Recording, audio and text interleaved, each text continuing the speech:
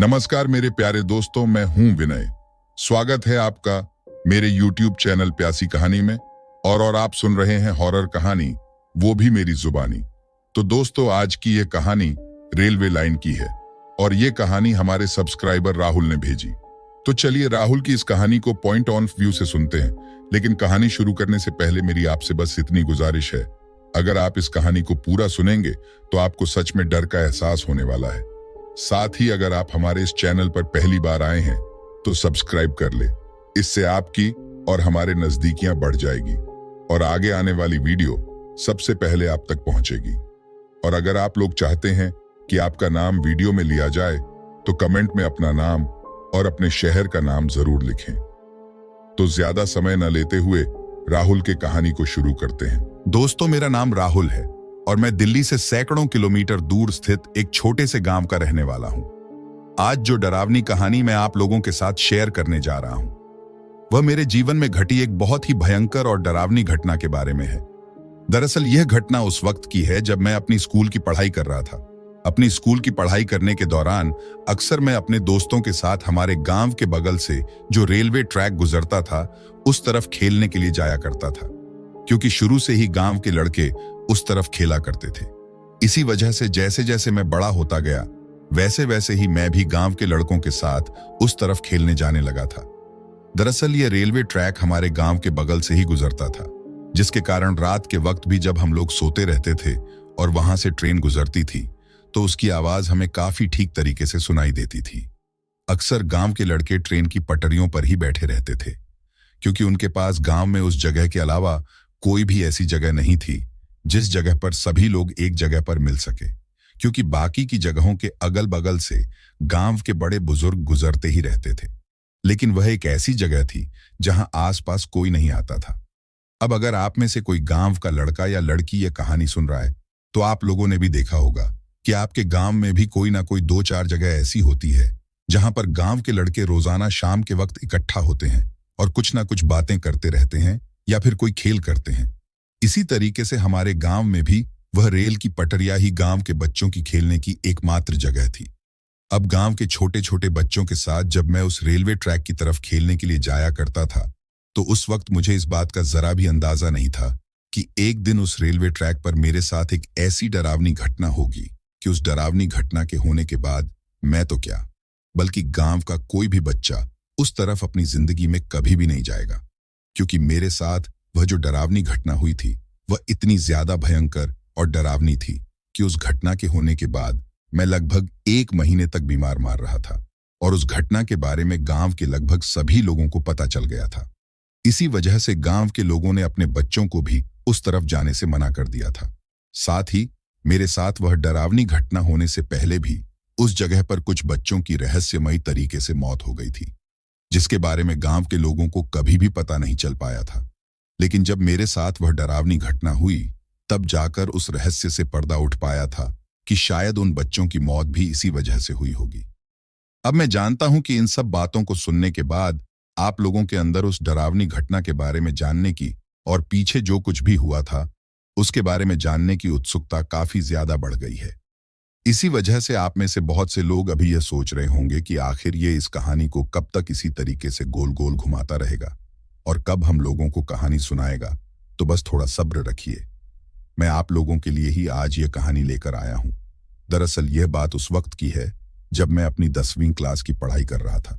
अब क्योंकि 10वीं क्लास एक बोर्ड एग्जाम की क्लास होती है, इसी वजह से जैसे जैसे बोर्ड के एग्जाम करीब आ रहे थे वैसे वैसे ही मेरे साथ गांव के बाकी के बच्चों की भी टेंशन बढ़ती जा रही थी, जो मेरी तरह ही 10वीं की बोर्ड की क्लास में थे।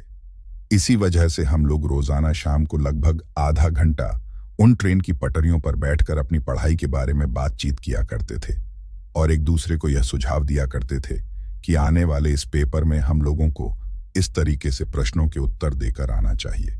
अब इसी बीच एक दिन जब हम लोग उन ट्रेन की पटरियों पर बैठे बैठे इन सब चीजों के बारे में बातें कर रहे थे तो हम लोगों में से हमारा एक दोस्त वहां से कहीं गायब हो जाता है।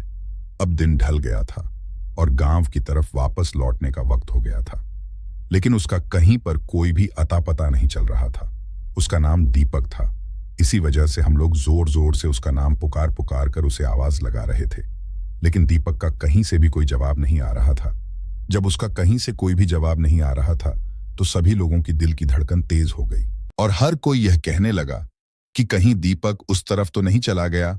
जैसे ही सभी लोगों के मन में उस जगह का ख्याल आता है तो सभी की रूह कांप जाती है और सभी लोग यह सोच लेते हैं कि अगर दीपक उस तरफ चल गया है तो शायद आज वह जिंदा बचकर नहीं आएगा, क्योंकि आज से कुछ महीने पहले ही गांव के कुछ बच्चे ट्रेन की पटरियों पर चलते चलते अनजाने में उस तरफ चले गए थे और फिर वह कभी भी लौटकर अपने घर पर वापस नहीं आए। अगर कुछ चीज आई तो वह थी उनकी लाश। अब यह उस तरफ की बात सुनकर आप में से बहुत से लोग यह सोच रहे होंगे कि अब यह कौन सी नई पहेली है जिसको मैं आप लोगों के सामने रख रहा हूं। तो मैं आप लोगों को एक बात बताना भूल गया कि हमारे गांव के बगल से जो रेलवे ट्रैक गुजरता था, उस रेलवे ट्रैक पर आज से बहुत सालों पहले गांव से थोड़ी दूर आगे जाने के बाद एक बार ट्रेन का बहुत भयंकर एक्सीडेंट हुआ था। ट्रेन के सभी डिब्बे पटरियों से उतर गए थे और उनमें आग लग गई थी, जिसके चलते बहुत से लोग ऐसे थे जो उस हादसे में जिंदा जलकर मर गए थे। आज भी हमारे गांव के बगल में उस जगह पर ट्रेन के जले हुए वह डब्बे पड़े हुए हैं। ना ही तो उनको गवर्नमेंट के द्वारा वहां से हटाया गया और ना ही गांव के लोगों के द्वारा वह हादसा धीरे धीरे अड़ोस पड़ोस के गांवों के लोगों के लिए काल का साया बन गया। अब मैं ऐसा इसलिए कह रहा हूं क्योंकि उस हादसे के होने के लगभग 6 से 7 दिन बाद रात को गांव की तरफ उस जगह से अजीब अजीब तरह की रोने की और चिल्लाने की आवाजें आने लगी थीं। वो आवाजें बिल्कुल उसी तरह की थीं जब गांव वालों ने अपनी आंखों से उन ट्रेन के डिब्बों के अंदर लोगों को जिंदा जलकर मरते हुए देखा था।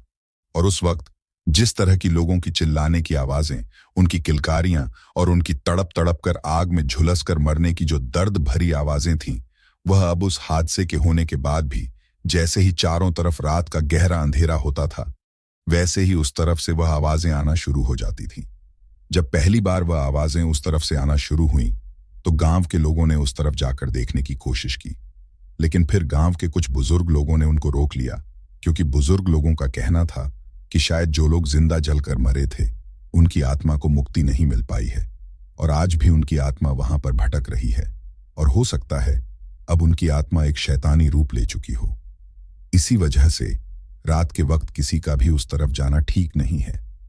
अब बुजुर्ग लोगों ने तो रात के वक्त के लिए उस तरफ जाने से मना किया था, लेकिन धीरे धीरे कुछ ऐसा हुआ कि लोगों ने दिन के वक्त भी उस तरफ जाना छोड़ दिया। दरअसल वह हादसा गांव के बगल में जिस जगह पर हुआ था, उस जगह को गांव के लोगों के द्वारा बहादुरगंज के नाम से जाना जाता था। दिखने में तो वह जगह वैसे बहादुरगंज ही पड़ी थी। वहां आसपास में किसी के कोई खेत भी नहीं थे, क्योंकि वहां पर पानी का कोई भी इंतजाम नहीं था, जिसकी वजह से जिन लोगों के वह खेत थे, वह लोग उन खेतों को छोड़कर अब शहरों में जाकर बस चुके थे और तभी से उनके वह खेत और वह जमीन इस तरीके से बंजर पड़े हुए थे। अब बहादुरगंज इसलिए बोला जाता था क्योंकि वह जगह गांव के बगल में थी और गांव से थोड़े ढलान में थी, यानी कि गांव उस जगह से काफी ज्यादा ऊंचाई में था और वह जगह एक तरीके से खाई में थी। इसी वजह से उस जगह को बहादुरगंज के नाम से जाना जाता था और शायद आज से कई साल पहले उस जगह पर ट्रेन का वह हादसा भी इसी वजह से हुआ था, क्योंकि ट्रेन की वह पटरिया उस बंजर जमीन वाली जगह पर, यानी कि ढलान वाली जगह पर बनाई गई थी, जिसकी वजह से तेज रफ्तार ट्रेन का अचानक से वह ढलान आने की वजह से बैलेंस बिगड़ गया और उस दिन वह भयंकर हादसा हो गया था। उसके बाद से उस जगह को थोड़ा बहुत ठीक करने की गवर्नमेंट के द्वारा कोशिश की गई थी, लेकिन अब भी उस जगह को उतना ज्यादा सही नहीं किया गया था। आज भी उस जगह पर उसी तरीके से पटरियां बनी हुई हैं जिस तरीके से पहले थी, लेकिन उस हादसे के होने के बाद अगल बगल के गांवों के लोगों के लिए वह जगह अब एक भूतिया जगह बन चुकी थी। अड़ोस पड़ोस के सभी गांवों के लोगों का यह कहना था कि उस जगह पर आज भी उन लोगों की आत्माएं भटकती हैं जो उस रात उस ट्रेन हादसे में जिंदा जलकर मरे थे। हर कोई इस चीज पर पूरी तरीके से विश्वास करता था कि अगर जो कोई भी उस जगह की तरफ चला गया, वह जिंदा लौटकर कभी वापस नहीं आएगा। एक दिन इस चीज का ध्यान ना रखते हुए हमारे ही गांव के 4 लड़के ट्रेन की पटरियों पर चलते चलते उस बंजर वाली जगह की तरफ चले गए थे। उसके बाद से काफी दिनों तक ढूंढने पर भी उनका कोई अता पता नहीं चला था, लेकिन फिर जब उस बंजर वाली जगह की तरफ से जिस जगह पर सभी लोग शाम के वक्त जाकर बैठते थे, उस जगह पर अजीब तरीके की बदबू आने लगी थी। वो बदबू कुछ इस तरह की थी जैसे कोई चीज पूरी तरीके से सड़कर बदबू मार रही हो, जब इस तरह की बदबू उस तरफ से आने लगी तो बहादुरगंज के बच्चों ने अपने अपने घरों पर जाकर उस चीज के बारे में बताया। जब उन चारों लड़कों के घर वालों को इस चीज का पता चला तो वह गांव के कुछ 15 से 20 लोगों को लेकर एक दिन सुबह सुबह ही उस बंजर वाली जगह की तरफ जाते हैं। जब वह उस जगह की तरफ जाते हैं तो वहां पर उनका सांस लेना भी दुश्वार हो जाता है, क्योंकि उनको दूर से ही दिखाई देता है कि वह जो ट्रेन के आधे जले हुए डिब्बे वहां पर पड़े हुए थे। उन ट्रेन के अलग अलग डिब्बों में उन चारों लड़कों की अलग अलग लाशें पड़ी हुई थीं, जिनको दूर से देखने पर पता चला कि उनको चील कौवे खा रहे हैं, क्योंकि उनको वहां पर पड़े हुए काफी लंबा समय हो गया था, जिसकी वजह से उनकी लाश पूरी तरीके से सड़ चुकी थी और अब वह बदबू मारने लगी थी। जब उनके घर वालों ने अपने बच्चों की मरने के बाद भी इतनी बुरी हालत देखी तो वह फूट फूट कर रोने लग गए। लेकिन यह सब शायद उन आत्माओं का ही किया धरा था, क्योंकि जिस तरीके से वह लोग जिंदा जलकर और तड़प तड़प कर मरे थे, उन आत्माओं ने उन चारों लड़कों की लाशों का भी वही हाल कर दिया था। और बहादुरगंज के लोगों का तो यह बात सोच सच कर बुरा हाल हो रखा था कि अगर मरने के बाद भी इन लोगों की लाशों की इतनी बुरी हालत हुई है तो इनकी मौत कितनी दर्दनाक हुई होगी। यही चीज सोचकर सभी लोगों के मन में एक दहशत बैठ गई थी और हर कोई डर के मारे कांप रहा था। लेकिन वह हादसा होने के बाद तो गांव में पूरी तरीके से उस जगह की तरफ जाने की मनाही हो गई थी। अब यह हादसा हमें उस वक्त याद आ रहा था जब ट्रेन की पटरियों पर बैठे बैठे हमें पता चलता है कि हमारा दोस्त दीपक कहीं चला गया है और अब वह हमको मिल नहीं रहा है। उस वक्त वहां पर जो भी बच्चे मौजूद थे उनमें सिर्फ 3-4 लड़के ही थे जो बड़े थे और बाकी के सारे तो छोटे बच्चे थे, और उन बड़े बच्चों में से मैं भी एक था। इसीलिए हम लोगों को उस बात पर शक होने लगता है जिस बात के बारे में गांव के बुजुर्ग लोगों का कहना है। दरअसल गांव के बुजुर्ग लोग कहते हैं कि जब वह ट्रेन हादसा हुआ था और वह ट्रेन के डिब्बे जले थे तो उनमें कुछ ऐसी औरतें भी जली थीं जो कि वास्तव में काफी ज्यादा खूबसूरत थीं। अब मरने के बाद उनकी आत्मा उस बहादुरगंज वाली जगह से पटरियों से चलते हुए इस तरफ आती हैं, और जब कोई उनको इन पटरियों पर बैठा हुआ दिखाई देता है तो वह अपनी सुंदरता के चलते उसको अपनी तरफ आकर्षित करने की कोशिश करती है और फिर धीरे धीरे वापस से उस बंजर वाली जगह की तरफ जाने लगती है। जो कोई भी इंसान उस आत्मा की सुंदरता को देखकर उसकी तरफ आकर्षित हो जाता है तो फिर वह भी उसके पीछे इस बात को भूलकर कि उस जगह पर जाना खतरे से खाली नहीं है, वह उसके पीछे पीछे वहां जाने लगता है। लेकिन जब वह उस जगह पर पहुंच जाता है तो फिर उसके साथ क्या होता है इसके बारे में आज तक भी गांव में किसी को भी पता नहीं था। अब हम लोगों को इसी बात पर शक हो रहा था, क्योंकि हमारे साथ जो हमारा दोस्त दीपक था वह जब से आया था तभी से हमारे से थोड़ा दूर साइड में बैठा बैठा मोबाइल चला रहा था, और हम 4-5 दोस्त एक जगह पर बैठकर अपनी पढ़ाई की बातें कर रहे थे। लेकिन जब हमारी बातें खत्म हो गईं और हमने कहा कि चलो दीपक चलते हैं, तो हमें दीपक वहां पर दिखाई ही नहीं दिया था। उसके बाद से हम लोग काफी ज्यादा परेशान हो गए थे, और कई बार आवाज लगाने पर भी जब कहीं से उसका कोई जवाब नहीं आया तो हमारे में से एक दोस्त कहता है कि यार छोड़ो उसको, हम लोग गांव में जाकर उसके घर वालों को बता देंगे कि वह उस बंजर वाली जगह की तरफ चला गया है और हम लोगों को कहीं पर भी नहीं मिल रहा था। लेकिन तभी दूसरा दोस्त कहता है कि अरे यार तुम लोग पागल हो गए हो, क्या वह हमारा दोस्त था और हम उसको ऐसे ही छोड़कर नहीं जा सकते? हम लोगों को उस बंजर वाली जगह की तरफ चलना चाहिए और उसको ढूंढना चाहिए। जैसे ही उस लड़के ने यह बात कही तो मैं भी उसकी बात से सहमत हो जाता हूं, क्योंकि जो दीपक था वह अपने घर वालों के लिए एक ही लड़का था, और वह भी कई दिनों के बाद बहुत सी जगहों पर मन्नतें मांगने के बाद हुआ था। अब ऐसे में अगर उसके साथ इस तरह का कोई डरावना हादसा हो जाता तो फिर उसके माँ बाप की तो जिंदगी पूरी तरीके से बर्बाद थी। यही सब बातें सोचकर मैं उन लोगों के साथ उस बंजर वाली जगह की तरफ उसको ढूंढने जाने के लिए तैयार हो जाता हूं। अब हम 5 लोगों में से 2 लोग तो उस तरफ जाने के लिए मना कर देते हैं और हम 3 लोग उस तरफ जाने के लिए तैयार हो जाते हैं। अब जिन 2 लड़कों ने हम लोगों को उस तरफ जाने के लिए मना किया था वह हम लोगों से कहते हैं कि हम इसी जगह पर रुककर तुम्हारा इंतजार करते हैं, तुम जल्दी से जाकर उस तरफ दूर से ही देखकर आ जाओ। अगर तुम्हें कहीं पर भी दीपक दिखाई देता है तो उसे आवाज लगा देना, और अगर दूर से कहीं पर भी दिखाई ना दे तो वहीं से वापस लौट आना। लेकिन उन ट्रेन के जले हुए डिब्बों के पास में जाने की भूल कर भी कोशिश मत करना। अब ये बातें करके हम तीनों लोग अपने तेज कदमों के साथ उन ट्रेन की पटरियों से होते हुए ही उस बंजर वाली जगह की तरफ जाने लगते हैं। अब वह जगह वहां से लगभग 2 किलोमीटर दूर थी। ऐसे में हम लोगों को वहां पर पहुंचने में लगभग 15 से 20 मिनट का समय तो लगने ही वाला था। लेकिन अब दिन भी ढल चुका था और धीरे धीरे अंधेरा हो रहा था। जैसे जैसे हम लोग उस तरफ चलते गए तो हम लोगों को ऐसा महसूस हो रहा था कि जैसे वह दूरी कोई 2 किलोमीटर की ना होकर 3 किलोमीटर की बन गई हो, क्योंकि उस वक्त हम लोग काफी तेज तेज चलने की कोशिश भी कर रहे थे। लेकिन इतनी तेज चलने के बावजूद भी वह जगह आने का नाम ही नहीं ले रही थी। हम लोगों को ऐसा लग रहा था कि जैसे हम लोग चलते चलते काफी दूर आ गए हो। लेकिन ऐसा महसूस होने के बाद भी अभी तक बंजर वाली जगह नहीं आ रही थी। लेकिन फिर दूर से उस ढलान पर पहुंचने के बाद हम लोगों को दिखाई देता है कि आगे नीचे बंजर में वह ट्रेन के जले हुए डिब्बे पड़े हैं। लेकिन उस वक्त तक हमारे चारों तरफ बिल्कुल घना अंधेरा हो चुका था, क्योंकि दिन पूरी तरीके से ढल चुका था और आसमान में जो पंछी थे वह भी अपने अपने घोंसले की तरफ वापस लौट रहे थे। ये चीज होते हुए देखकर अब हम 3 लोगों में से भी एक दोस्त हमसे कहता है कि यार चलो यहीं से वापस चलते हैं। लेकिन मैं और मेरे साथ एक दूसरा दोस्त था। वह उस लड़के के घर को अच्छी तरीके से जानते थे और हमें पता था कि उसके घर में उसकी क्या अहमियत है, उसका हम लोगों के साथ वापस घर पर चलना कितना जरूरी है। इसी वजह से हम उससे कह देते हैं कि यार आज उसको वापस लेकर ही चलेंगे, क्योंकि अगर उसको वापस लेकर नहीं गए तो उसकी मां की आंखों में वह दर्द और वह पीड़ा हम लोग नहीं देख पाएंगे। इसी वजह से हम लोग वहां से साथ साथ अब उन जले हुए ट्रेन के डिब्बों की तरफ जाने लगते हैं। जैसे जैसे हम लोग उन ट्रेन के डिब्बों की तरफ जा रहे थे वैसे वैसे ही मेरा मन बार बार मुझे यह कह रहा था कि राहुल यहां से वापस चल, आज जरूर कुछ ना कुछ गलत होने वाला है। लेकिन मेरा जो दिमाग था वह मेरे दिल के आगे हावी होता जा रहा था, क्योंकि मेरे दिमाग में सिर्फ यही एक बात थी कि दीपक का हमारे साथ जाना बहुत जरूरी है। लेकिन दिल यह कह रहा था कि अगर जिंदा बचना चाहता है तो वापस लौट जा।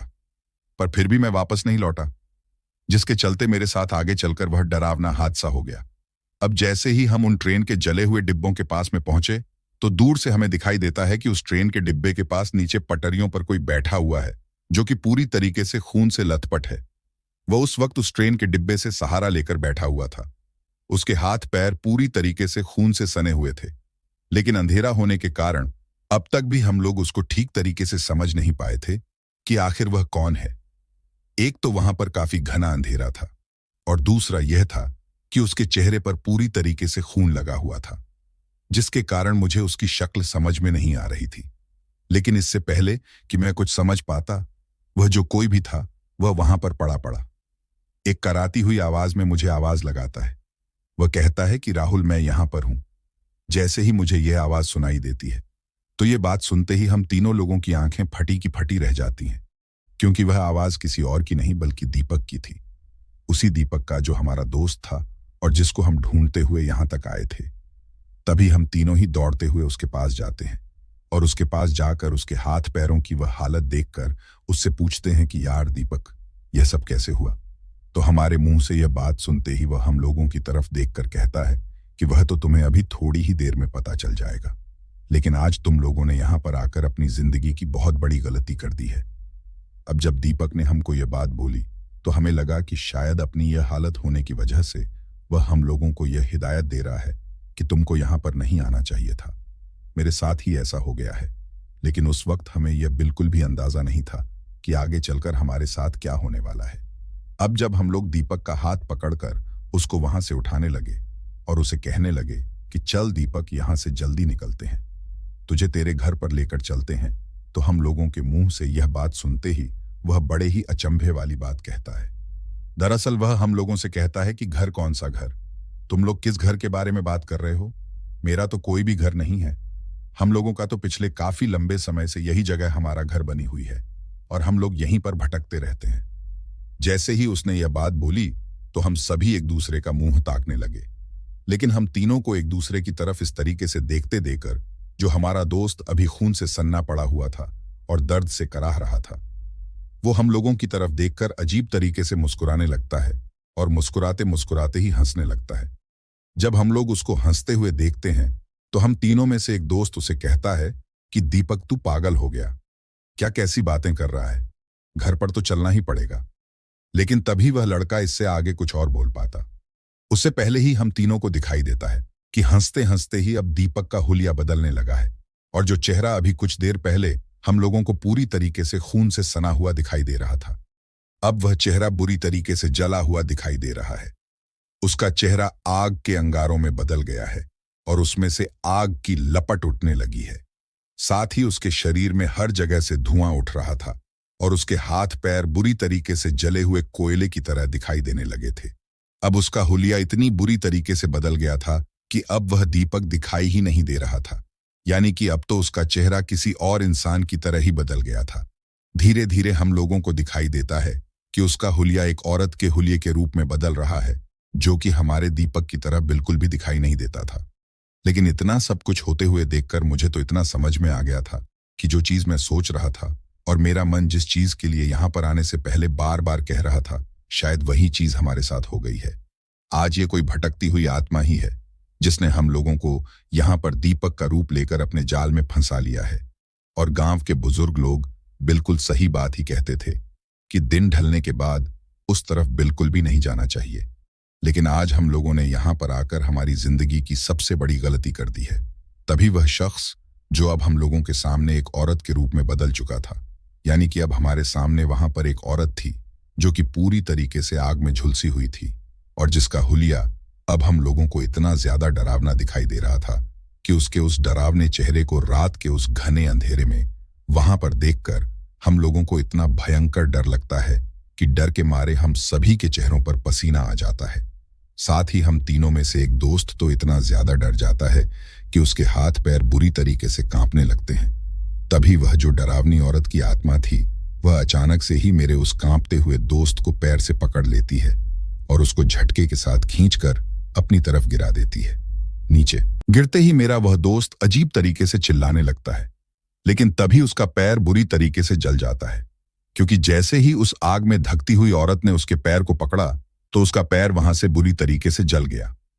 ये चीज होते हुए देखकर हम दोनों इतना ज्यादा घबरा जाते हैं कि उस वक्त हम दोनों को समझ में नहीं आ रहा था कि आखिर हम ऐसा क्या करें जिसकी वजह से हमारे उस दोस्त को उसके चंगुल से बचा सके।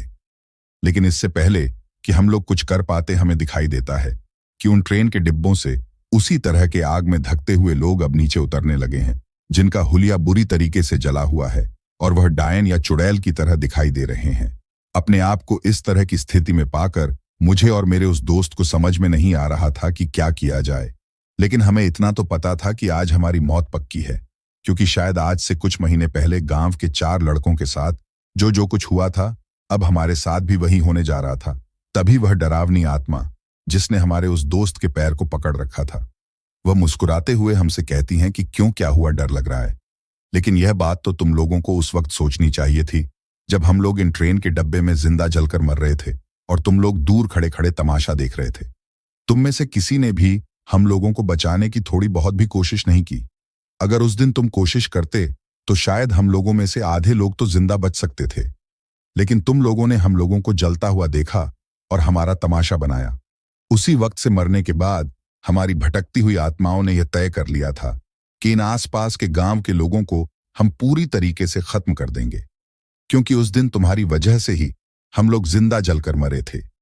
अब जैसे ही उस औरत की आत्मा ने हमसे ये बात कही तो मैं उसे यह समझाना चाहता था कि उस वक्त यहां आसपास में आग बुझाने का कोई भी रास्ता नहीं था। ना ही तो यहां पर कोई पानी की व्यवस्था थी और ना ही कोई ऐसी चीज थी जिससे हम उन ट्रेन के डिब्बों की आग को बुझा सके। और आग इतनी ज्यादा भयानक थी कि छोटी मोटी चीजों से उस आग को नहीं बुझाया जा सकता था। साथ ही पिछली ही रात को वहां पर भयंकर बारिश हुई थी, जिसकी वजह से जो मिट्टी थी वह भी पूरी तरीके से गीली हो रखी थी। ऐसे में मिट्टी डालकर भी ट्रेन की आग को नहीं बुझाया जा सकता था। सूखी मिट्टी से तो आग पर थोड़ा बहुत काबू पाया जा सकता है, लेकिन वह आग इतनी भयानक थी कि अगर उस वक्त हम लोग कोशिश भी करते तो उसके ऊपर काबू नहीं कर सकते थे। लेकिन उस वक्त ये बातें मैं सिर्फ मेरे मन में ही सोच रहा था, क्योंकि उस वक्त मैं इतना ज्यादा डर रहा था कि मेरे सामने इतने ज्यादा डरावने चेहरे देखकर मेरा दिमाग काम करना ही बंद कर दिया था। लेकिन तभी अचानक से ही मुझे और मेरे उस दूसरे दोस्त को पीछे की तरफ से एक झटका लगता है और उस झटके के साथ ही हमें थोड़ा बहुत जलने का एहसास भी होता है। जैसे ही उस झटके के साथ हम लोग आगे जाकर उन ट्रेन की टूटी फूटी पटरियों पर गिरते हैं तो पीछे की तरफ मुड़कर देखते ही हमें दिखाई देता है कि अब हमारे पीछे भी 2 धधकती हुई लाशें हैं जो कि बुरी तरीके से गुर्राते हुए हमारी तरफ आ रही हैं। शायद वह भी हमें उस औरत की तरह अपने काबू में करके मारना चाहते थे। ये चीज होते हुए देखकर मुझे समझ में आ गया था कि अब यह हमारे जीवन का अंतिम पल है और हम लोग कुछ ही देर में इन भटकती हुई आत्मा का शिकार बनने वाले हैं। लेकिन तभी वहां पर कुछ ऐसा होता है जिसके होते ही वह सारा मामला शांत हो जाता है। दरअसल जैसे जैसे वह दोनों आत्माएं अपने जलते हुए शरीर के साथ हमारी ओर बढ़ रही थीं, तो अचानक से ही वहां पर एक जलती हुई मसाल आकर गिरती है और उस जलती हुई मसाल के आकर गिरते ही वह जो कुछ भी हम लोगों को दिखाई दे रहा था वह वहां से गायब हो जाते हैं। जैसे ही वह वहां से गायब होते हैं तो हमें दूर गांव की तरफ से लोगों का एक झुंड हमारी तरफ आता हुआ दिखाई देता है और उनमें से कुछ 4 अरब जवान आदमी भागते हुए उनसे काफी आगे आ रहे थे। उन सभी के हाथों में जलती हुई मसालें थीं और शायद उन्हीं में से किसी ने उस एक मसाल को दूर से हमारी तरफ फेंका था। अब मसाल का नाम सुनकर आप में से बहुत से लोग सोच रहे होंगे कि भला इस जमाने में भी मसाल कौन जलाता है। तो मैं आप लोगों को बता दूं कि गांव के बुजुर्ग लोगों का यह मानना था कि अगर कोई भटकती हुई आत्मा जो उस ट्रेन हादसे में जिंदा जल गई थी और अब वह किसी का पीछा कर रही है, तो वह इंसान अगर वहां पर किसी तरीके से आग जला देता है तो वह उस आग को देखकर डर के मारे वहां से गायब हो जाती है, क्योंकि उनके मन में उस आग का इतना ज्यादा डर बैठा हुआ है कि आग को देखते ही वह लोग वहां से गायब हो जाते हैं। तभी से गांव में परंपरा बनी हुई थी कि रात के वक्त अगर किसी को बहुत जरूरी कारण से अपने घर से बाहर जाना भी पड़ता है तो वह अपने साथ मसाल जलाकर जरूर लेकर जाए, क्योंकि अगर जलती हुई आग उसके साथ में होगी तो वह आत्माएं उसके अगल बगल में भटकने की भी कोशिश नहीं करेंगी, बल्कि उसके हाथ में वह आग देखकर वह उससे दूर भाग जाएंगे। इससे पहले मैंने आपसे कहा था कि रोज रात को गांव में उन मरी हुई आत्माओं की अजीब तरीके से चिल्लाने की और रोने की आवाजें गांव में सुनाई देती हैं। तो वह आवाजें इस वजह से सुनाई देती थीं कि जब कभी भी रात के वक्त उधर से ट्रेन गुजरने वाली होती थी तो उस ट्रेन के गुजरने से लगभग 1 घंटा पहले ही उन आत्माओं की वह भयानक आवाजें गांव की तरफ आना शुरू हो जाती थीं, क्योंकि जैसे ही उन पटरियों पर ट्रेन आने वाली होती थी तो काफी दूर से ही ट्रेन की पटरियों में कंपन होना शुरू हो जाता था और उस कंपन को महसूस करके उन आत्माओं को पता चल जाता था कि अब वहां से ट्रेन गुजरने वाली है। लेकिन उन आत्माओं के मन में ट्रेन का इतना ज्यादा खौफ बैठ गया था कि वह ट्रेन के बारे में सोचकर ही अजीब तरीके से चिल्ला चिल्लाकर विलाप करने लगती थी। लेकिन जब वहां से ट्रेन गुजर जाती थी तो फिर आत्माओं की आवाज भी शांत हो जाती थी और जब दूसरी रात को फिर से ट्रेन आने वाली होती थी तो उस वक्त ही उनकी आवाजें आती थीं। यह गांव में अब हमेशा का ही काम बन गया था। अब उस दिन गांव वाले दौड़ते हुए वहां पर आते हैं और सबसे पहले हम लोगों को उठाकर वहां से जितना जल्दी हो सकता था गांव में लेकर जाते हैं।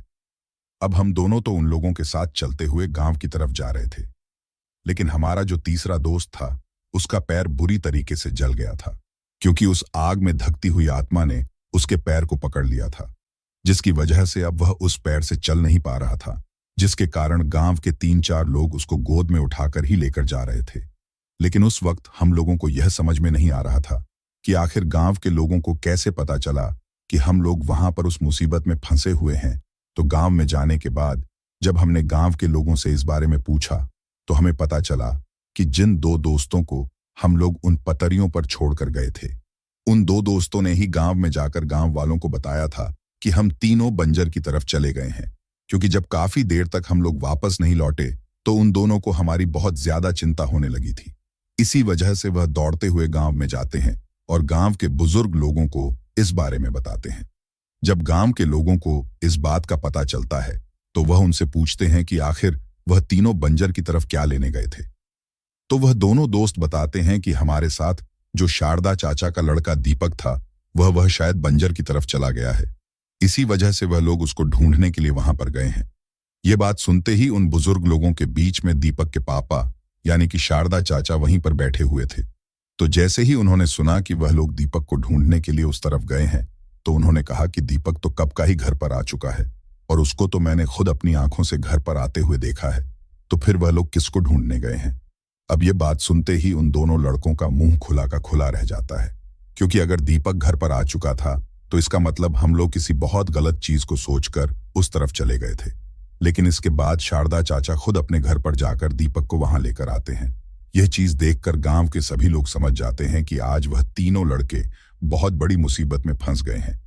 इसी वजह से गांव के सभी लोग तुरंत इकट्ठा होते हैं और अपने पने घरों से मसाल लाकर उनको जलाते हैं और फिर वहां से दौड़ते हुए उन ट्रेन की पटरियों से होकर उस बंजर वाली जगह पर आते हैं। वो तो अच्छा हुआ कि वह लोग उस दिन समय पर वहां पर पहुंच गए, वरना उस दिन हमारा मरना तय था।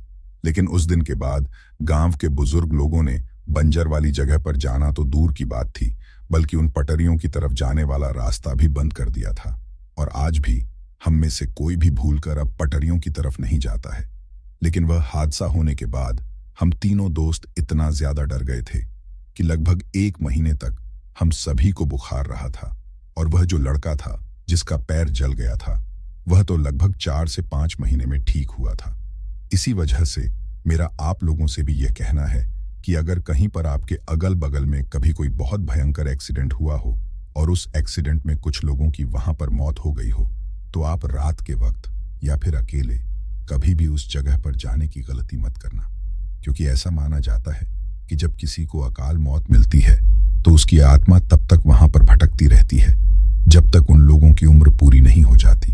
यानी कि जितनी उम्र जीने के लिए वह लोग इस धरती पर आए थे, उस उम्र से पहले ही अगर किसी हादसे में उन लोगों की मौत हो जाती है तो उनकी आत्मा हमेशा ही उस जगह पर भटकती रहती है। और समय के साथ वह आत्मा इतनी ज्यादा डरावनी और शैतानी बन जाती है कि वह बाकी के लोगों को भी अपना शिकार बनाने लगती है। वह लोगों को शिकार इसलिए बनाती है क्योंकि हमारी दुनिया की तरह ही उन भटकती हुई आत्माओं की भी एक दुनिया होती है, और उनमें यह चीज होती है कि जो भी आत्मा किसी जिंदा इंसान को शिकार बनाएगी और जितने ज्यादा लोगों को शिकार बनाएगी, उसकी शक्तियां उतनी ही ज्यादा बढ़ती जाती हैं और धीरे धीरे वह एक शैतान, चुड़ैल, भूत प्रेत या फिर जिन्न पिशाच का रूप ले लेती है। और इन चीजों में अपने आप को बदलने के लिए उनको इंसानों का खून पीना पड़ता है और जिंदा इंसानों की बलि देनी पड़ती है, तभी जाकर उनको इतनी डरावनी शक्तियां मिलती हैं। तो दोस्तों, ये थी हमारी आज की कहानी। कहानी आपको कैसी लगी ये आप मुझे कमेंट बॉक्स में कमेंट करके जरूर बताना। अब जिन भाइयों ने अपना नाम वीडियो में कमेंट किया था उनका नाम लेते हैं। सोहम भाई चंडीगढ़ से, प्रदीप हरिकिशन सक्सेना, शशि सक्सेना, अनुष्का सक्सेना हाथरस से, सुशील भाई प्रयागराज से, सागर अंसारी भाई उत्तर प्रदेश से, नंदू विश्वकर्मा इंडिया से, इरफान खान भाई बसंतपुर से, यूसुफ भाई पाकिस्तान से, पॉल जाधव भाई पुणे से, रवि निषाद छत्तीसगढ़ से, गोविंद कुशवाहा भाई आगरा से, अमर भाई काठमांडू से, मुरसलीन कुरैशी भाई सहारनपुर से, रोहन भाई मुंबई से, कमल भाई असम से, राजेश कहार भाई ओडिशा से, मोंटी भाई जालंधर पंजाब से, राहुल कुमार मऊ से, शिवा भाई आगरा से, गौरव सिंह भाई गुवाहाटी से, कार्तिक भाई अरुणाचल प्रदेश से, शरीरना भाई असम से, अमन कश्यप भाई लखनऊ से, पवन कुमार भाई राजस्थान से, हेमतो भाई नागालैंड से, नरेंद्र दत्त भाई वेस्ट बंगाल से, अंकित अग्रवाल। और अगर आप लोग भी चाहते हैं कि आपका नाम वीडियो में लिया जाए तो अपना नाम और अपने शहर का नाम वीडियो में कमेंट करें और चैनल को सब्सक्राइब करें ताकि डरावनी कहानी आप तक पहुंचे। फिर कल मिलते हैं एक नई कहानी के साथ।